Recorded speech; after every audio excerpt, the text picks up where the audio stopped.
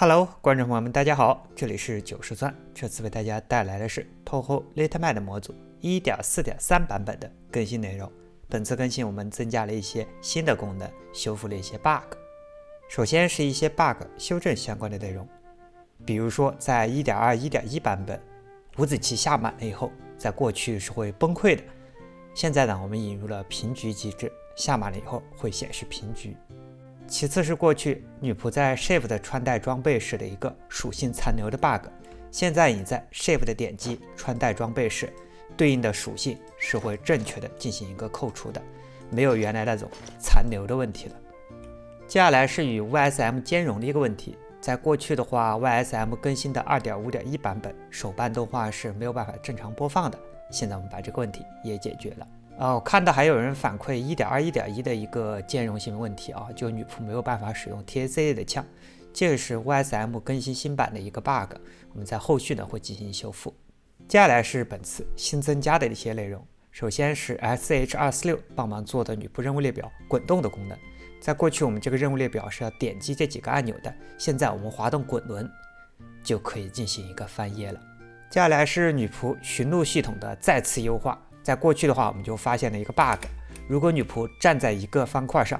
在另一侧有很多掉落物，女仆就会疯狂的进行一个寻路判断，导致游戏非常的卡。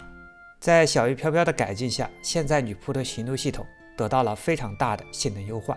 采用零节的缓存机制和拾取延迟与对齐机制，让这样的寻路判断大幅度的降低了性能占用，性能表现更好了。接下来是上个版本我们增加的女仆备份功能，现在默认是开启的，因为经过一段时间的测试使用，发现它对本身的性能占用没有任何影响，所以我们直接默认开启，这样子玩家就不用担心女仆丢失了。接下来就是饰品系统的大升级，我们感谢盐酸棒冰帮忙制作的材质。现在我们打开女仆的 GUI 就能够看到这样的一个界面，原来本应该显示饰品的地方却变成了一个按钮，点击一下它就会打开这样的一个界面，可以看到饰品栏的格子变得非常的多，原来只有9个格子，现在足足有30个格子，并且还引入了好感度解锁系统，在2级和3级时分别会解锁10个格子。这样如果你安装了一些其他模组，比如说万法接通，比如说拔刀剑的女仆拓展真正的力量，那么就不用担心饰品栏格子不够了。不过目前的话，和万法接通还有一个兼容性的问题，你在安装了万法接通以后，格子还是9格，需要等万法接通那边更新了以后才能消除这个问题。至于对于其他模组的开发者，我们添加了更多的接口与事件，现在你想要用饰品来做一些功能变得更加的简单了，并且我们还在内部代码优化了一些性能方面的表现，所以现在的性能会变得更好了。接下来就是女仆日常在头顶显示聊天气泡功能的重构。现在的话，我们可以对女仆显示的颜文字进行数据包的自定义了，同时女仆还会随机的显示一些聊天的表情包，这些表情包也是可以自定义的。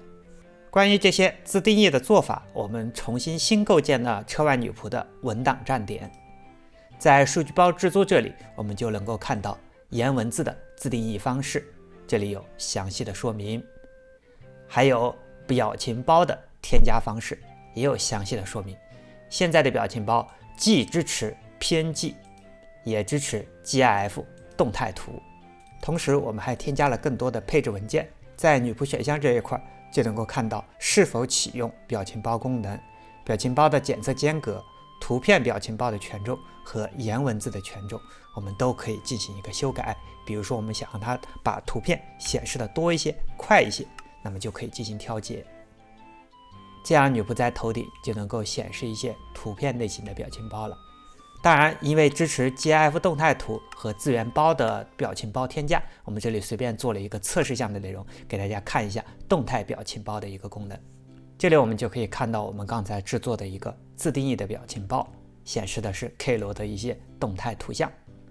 至于模组本身，自带了大约数十个由花风小饼干通过 AI 跑出来的表情包，包括一个动态图和大约10几个的静态图标，这都是我们之前展示过的一些女仆表情包。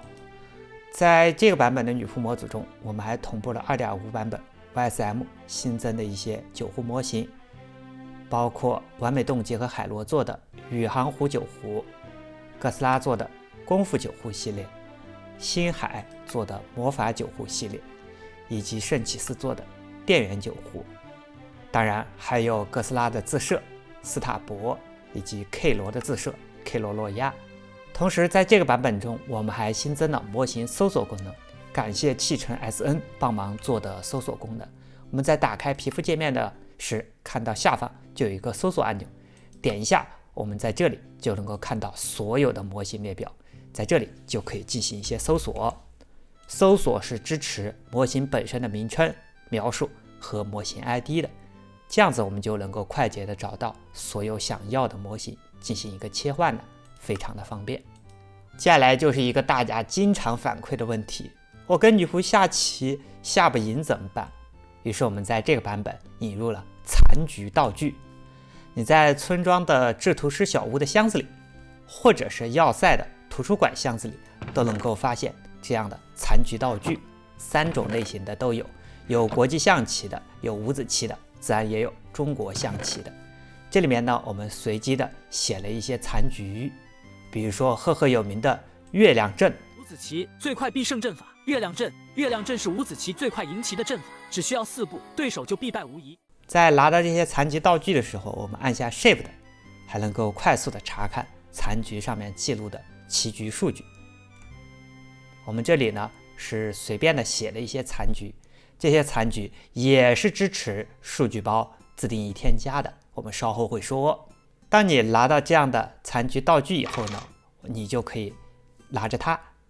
右击一下棋盘，它就能够摆出对应的残局，我们就可以跟女仆下棋了。有了这样的残局道具，我们下赢女仆那不是分分钟的事情吗？关于残局呢，我们也在 Wiki 上写了一个教程，告诉你如何通过数据包来制作自定义残局，通过残局呢轻松的战胜女仆。残局的书写方式主要难点就在于棋局数据的一个获取。如果是中国象棋或者国际象棋，是直接有一些外部的软件可以导出棋局数据的，比如说象棋巫师这样的软件。五子棋的话比较特殊，因为它没有通用的标准格式，所以我们要在游戏内进行一个导出。我们在游戏内处于创造模式的情况下，手持木棍就可以强制的设定棋局。当我们设定好了以后，再拿着木棍右击一下棋盒，它就能够导出对应的棋局数据，我们点击就可以进行一个复制，然后就可以填写到刚才这个数据包里面的。那么这就是本次更新的全部内容，我们期待着模组的未来能有更好的发展。